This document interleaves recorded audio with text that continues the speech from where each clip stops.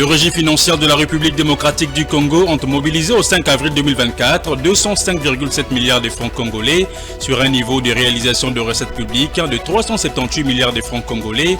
C'est ce qui ressort de la note de conjoncture économique de la Banque centrale du Congo où il s'observe également à la période sous examen une baisse hebdomadaire des avoirs de banques commerciales. Le détail dans ce journal. Face aux attaques mensongères de prédateurs de deniers publics, plusieurs personnalités de la société civile apportent leur soutien à l'inspection générale des finances. Dans ce journal, vous écouterez les professeurs Luzolo Bambi et les présidents de la Ligue congolaise contre la corruption.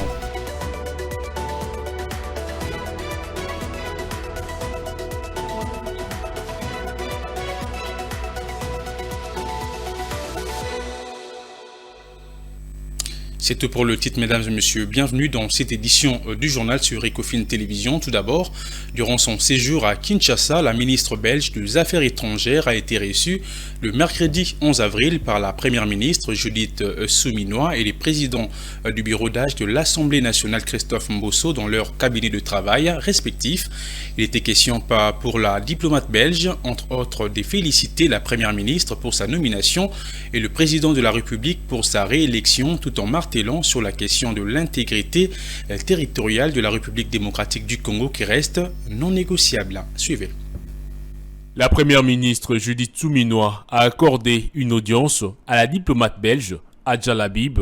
Question pour elle de la féliciter, étant la première femme congolaise à occuper le poste de Premier ministre en RDC, tout en se rassurant sur la bonne collaboration qui existe entre les deux pays. Elle s'est dit ensuite rassurée que la nouvelle chef du gouvernement congolais sera à la hauteur des défis auxquels elle doit faire face. Elle s'est ensuite rendue au cabinet du président provisoire de l'Assemblée nationale, question d'affirmer notamment la bonne collaboration qui existe entre ces deux nations frères.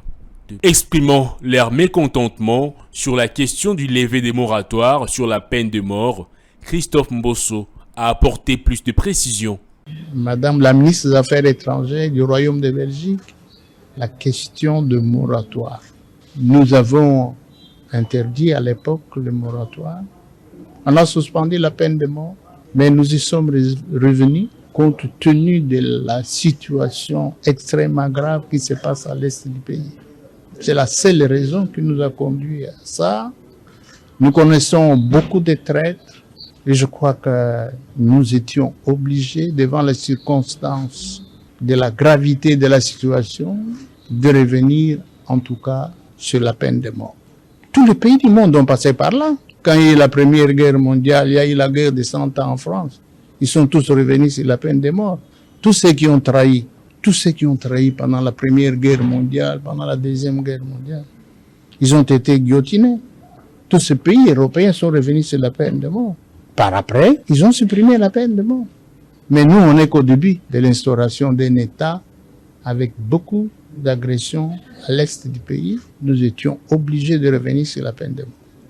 Cette visite intervient après un tête-à-tête entre la diplomate belge et son homologue congolais, Christophe Lutundula, dans le but de renforcer la coopération économique notamment. Je l'annonce au sommaire de ces journaux, l'inspection générale des finances et son inspecteur général, chef du service Jules Alingué-Tekei, font face depuis un moment aux attaques mensongères de prédateurs de deniers publics. À l'occasion, le professeur Luzolo Bambi et le président de la Ligue congolaise contre la corruption, l'ICOCO en sigle, se sont rendus le mercredi 10 avril au siège de l'IGF pour apporter leur soutien à cette institution et sa direction. Suivez. Suite aux allégations mensongères que subissent l'inspection générale des finances et Jules Alingué, son chef de service, le professeur Luzolo Bambi, un grand défenseur de la lutte contre la corruption, et Ernest Mbararo, le président de la Ligue congolaise contre la corruption, l'ICOCO, sont venus apporter leur indéfectible soutien à l'inspecteur général des finances, chef de service, Jules Alingué-Tekei. Victime de ces attaques et accusations mensongères concoctées par des médias proches de prédateurs de finances publiques. Très touché par ces comportements inciviques, le professeur Luzolo Bambi a voulu réconforter l'IGF dans ses combats, étant lui-même jadis victime de cette bande bien organisée. J'ai été très touché de sentir la manière dont, depuis un moment, les tirs croisés ont commencé à être dirigés contre lui, contre sa personne, par devoir citoyen et en tant que compagnon de la lutte contre la corruption. Je ne pouvais pas rester indifférent. Je me suis donc, par devoir, déplacé pour venir le soutenir publiquement pour le grand travail de pionnier dans cette lutte qu'il est en train d'abattre et dont les résultats sont connus de tous. Dans le même ordre d'idées, pour Ernest Mbararo, le président de la Ligue congolaise contre la corruption, une organisation de la société civile qui travaille déjà dans une synergie d'action des contrôles citoyens et étatiques, il était probant de soutenir l'IGF tout en appelant à la résistance contre les tirs croisés de prédateurs. On constate effectivement qu'il y a des tirs croisés, il y a des attaques sans preuve qui sont dirigées contre un de nos partenaires et cela, ça ne peut pas nous laisser indifférents. C'est pour cela que nous sommes venus pour les réconforter, pour effectivement aussi étudier comment est-ce que nous pouvons répondre à ces attaques. Ému par la visite de ses hôtes, Jules Alingueté, gendarme financier, après les échanges fructueux, promet d'intensifier les actions contre la prédation financière, a-t-il rassuré ses visiteurs. En tant que pionnier de ce travail, il a tenu à venir vraiment demander à l'inspection générale des finances de tenir très bon et nous lui avions rassuré que face à toutes les provocations de la prédation financière, nous répondons par une intensification des actions de l'inspection générale des finances. Malgré les attaques de part et d'autre, l'IGF poursuit sans faiblir la lutte contre la corruption avec intensification de la patrouille financière. Faire le suivi de rapports produits par les structures publiques en charge de la lutte anti-corruption, c'est en vue d'instaurer davantage la bonne gouvernance dans la gestion des finances publiques. Et telle est l'une des missions des organisations de la société civile. Écoutez à ces sujets Jean-Claude Katende, président national de l'Association africaine des droits de l'homme, qui a répondu aux questions des Oseka Bamba. Nous avons plusieurs rapports de l'IGF qui ont démontré que certains d'entre nous, les Congolais, ont détourné l'argent de l'État. Mais nous sentons du côté de la justice que les choses ne fonctionnent pas. L'IGF, son rôle, c'est de produire des rapports sur la gestion des finances publiques. Ces rapports sont envoyés au président de la République, au Parlement et à la justice. Le rôle de l'IGF s'arrête là-bas. Et c'est là que nous prenons le relais pour que régulièrement, nous puissions utiliser ces rapports, rappeler les recommandations qui ont été faites aux institutions publiques pour que chacun, à son niveau, joue un rôle qui permet aux fonctionnaires de l'IGF d'être contents de dire quand même, nous travaillons, nous exposons. Parce qu'aller faire des enquêtes concernant l'argent vous expose, vous pouvez perdre votre vie. On peut vous faire quelque chose, vous attaquer. Mais quand ces gens se donnent cette peine de produire des rapports, leur joie, ce n'est pas seulement de recevoir leur salaire, mais c'est aussi de voir que leurs rapports sont utilisés pour que les changements arrivent au pays. Et c'est là que nous jouons notre rôle.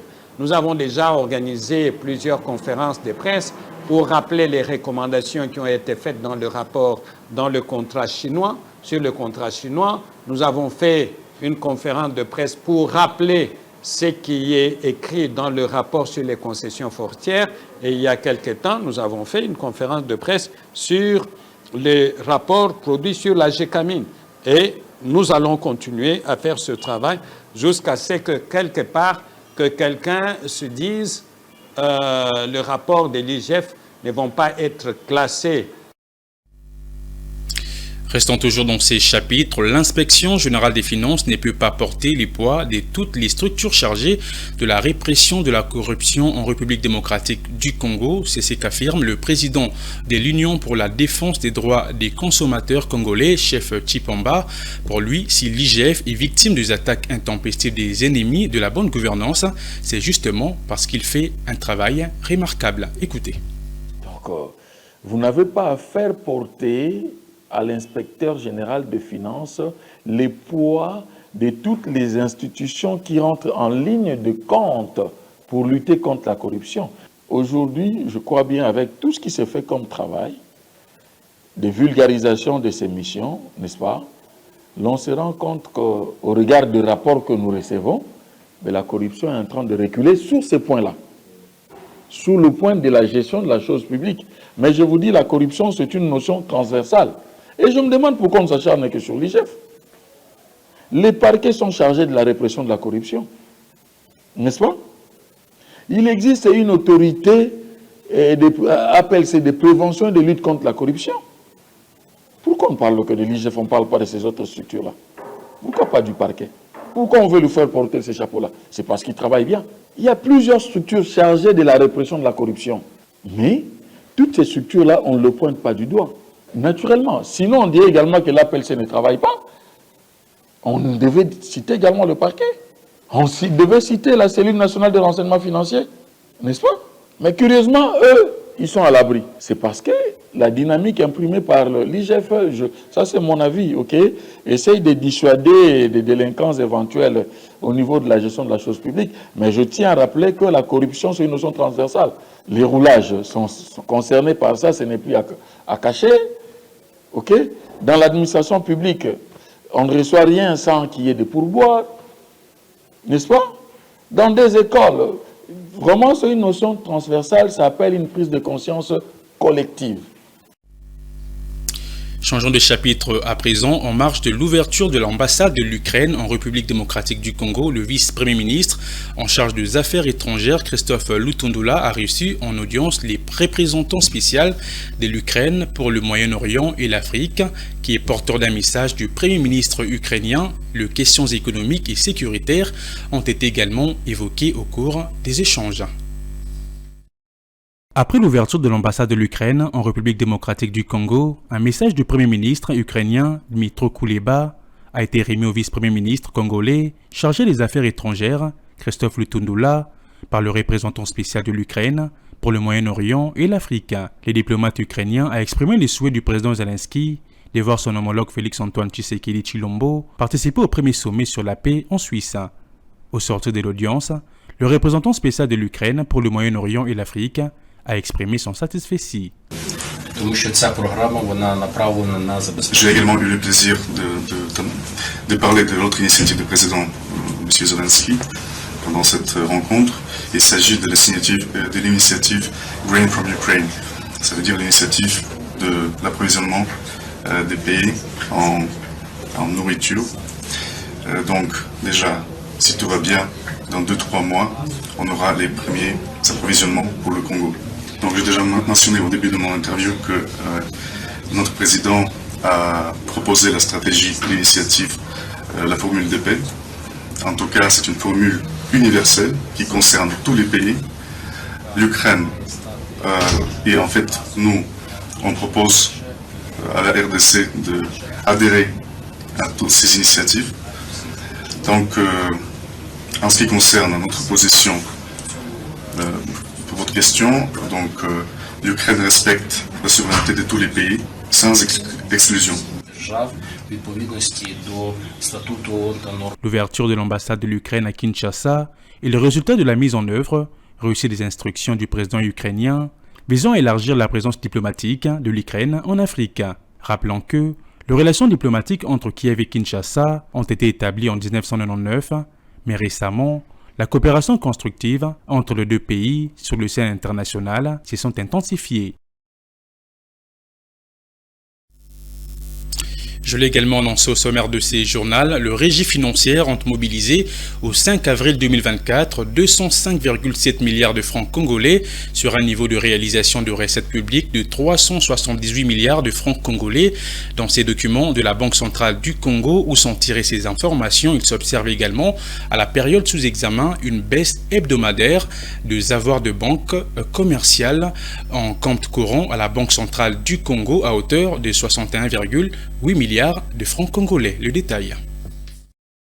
Les finances publiques se portent mieux qu'en 2023. C'est la note de conjoncture économique publiée par la Banque centrale du Congo qui les confirme.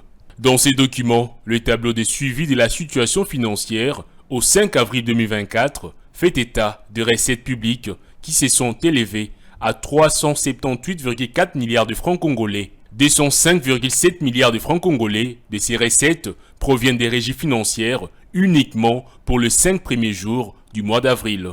En mars dernier, ces régies avaient mobilisé des recettes de l'ordre de 1610,8 milliards de francs congolais, dont 696,1 milliards de francs congolais collectés par la DGI, 482,2 milliards par la DGDA et 431,9 milliards par la DGRAD. Concernant les dépenses publiques exécutées à la période sous examen, elles ont été de l'ordre de 1974,9 milliards de francs congolais. Elles concernent principalement la rémunération des agents et fonctionnaires de l'État, le frais de fonctionnement des institutions et ministères, ainsi que les rétrocessions. Pour ce qui est des avoirs de banques commerciales en monnaie nationale, en compte courant à la Banque centrale du Congo, ils ont enregistré une baisse hebdomadaire de 61,8 milliards de francs congolais pour se situer à 2904,2 milliards de francs congolais. L'insertion du budget et programme comme mode de gestion de finances publiques en République démocratique du Congo est depuis un temps recommandé au gouvernement congolais par plusieurs experts. Ceux-ci estiment que ces modes de gestion peuvent assurer l'efficacité et l'efficience dans la gestion de crédits alloués à chaque institution publique. Le contour complet dans cet élément. L'introduction du budget-programme comme mode de gestion de finances publiques en République démocratique du Congo s'avère une nécessité. Il permettra d'assurer l'efficacité et l'efficience dans la gestion de crédits alloués à chaque ministère et institution de l'État, soulignent plusieurs experts et organisations dans l'Institut congolais des finances publiques.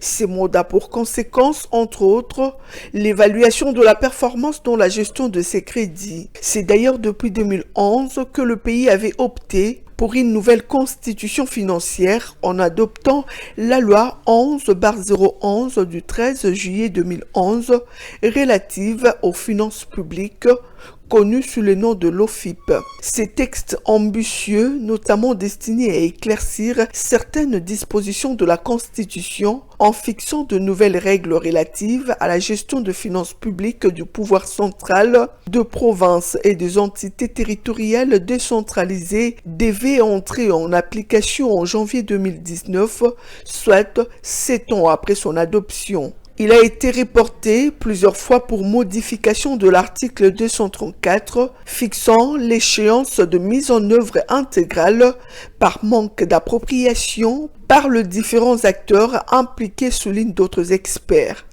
L'Institut congolais des finances publiques, ICFP, exhorte le président de la République, le membre du gouvernement prochain et tous les agents de l'État à s'approprier de la mise en œuvre effective du budget-programme pour aider le pays à bénéficier des opportunités remarquables qu'offrent ces nouveaux modes de gestion de finances publiques. Et pour terminer, les ouvrages construits dans le cadre du programme de développement local de 145 territoires dans les différents secteurs du territoire de Guémena dans la province du Sud-Ubangi au nord-ouest de la République démocratique du Congo seront livrés d'ici un mois. C'est une information officielle qui émane de l'administration de ces territoires relayés le mercredi dans le média. Commentaire de Juvette Mbelou. Le territoire des Guémena pourra avoir d'ici un mois ses ouvrages construits dans le cadre du programme de développement local des 145 territoires. Pour l'administrateur de ce territoire, c'est une réjouissance du fait que le chef de l'État ait mis en place ce programme de PDL 145 territoires, surtout que les travaux ont été réalisés d'une manière uniforme et équilibrée partout.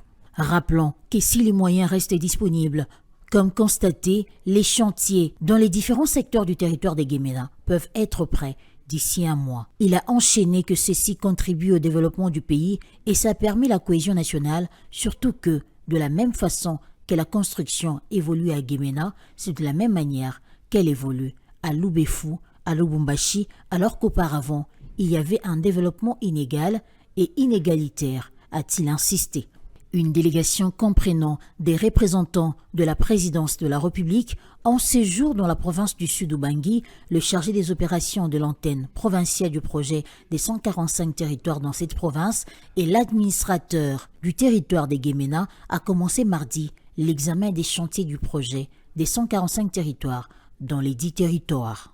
La délégation s'est rendue tour à tour dans la cité de Bokandangwa, chef-lieu du secteur de Bangakungu, à Bobito, chef-lieu du territoire de Gemena, et à Bangbia, Tawi. Ces officiels ont visité les écoles, centres de santé et bâtiments administratifs dans le cadre du programme de développement local des 145 territoires. Place à présent à la revue de presse, lue et sélectionnée par Juvette Mbelou.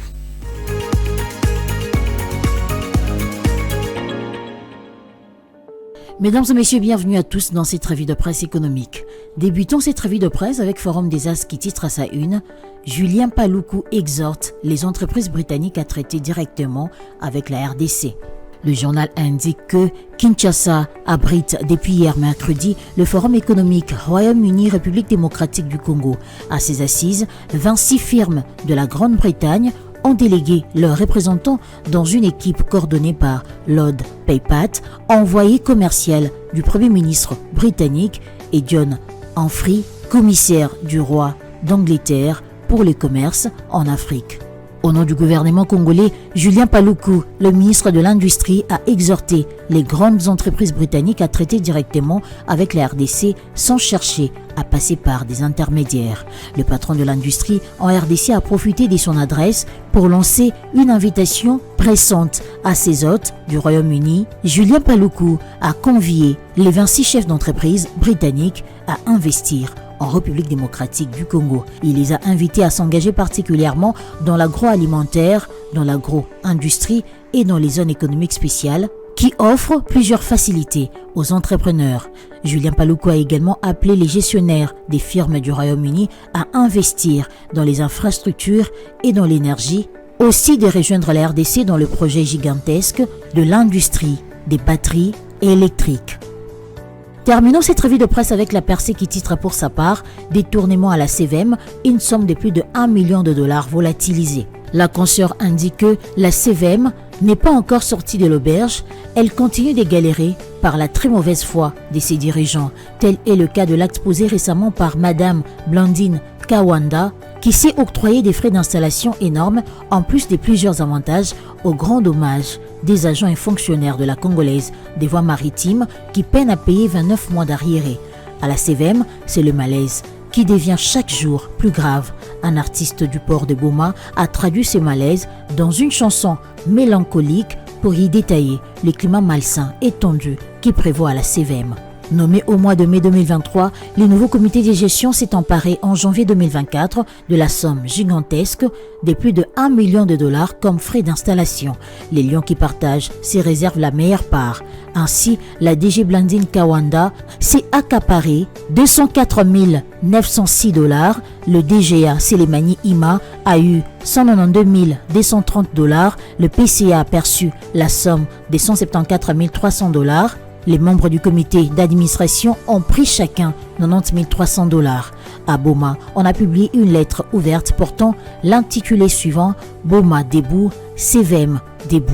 Les agents de la CVM dénoncent l'augmentation du salaire de tous les membres du comité de gestion, tandis que les agents classifiés ne perçoivent que 300 dollars. Fin de cette revue de presse, merci à vous de l'avoir suivi.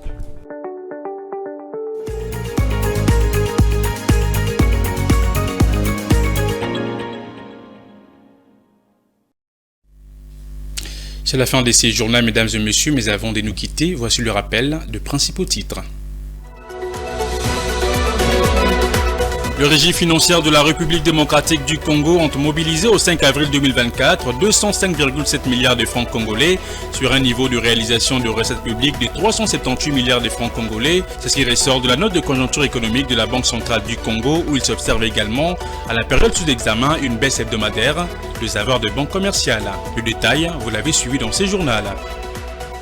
Et puis, face aux attaques mensongères de prédateurs de deniers publics, plusieurs personnalités de la société civile apportent leur soutien à l'inspection générale des finances. Dans ces journaux, vous avez suivi les professeurs Luzolo Bambi et les présidents de la Ligue congolaise contre la corruption.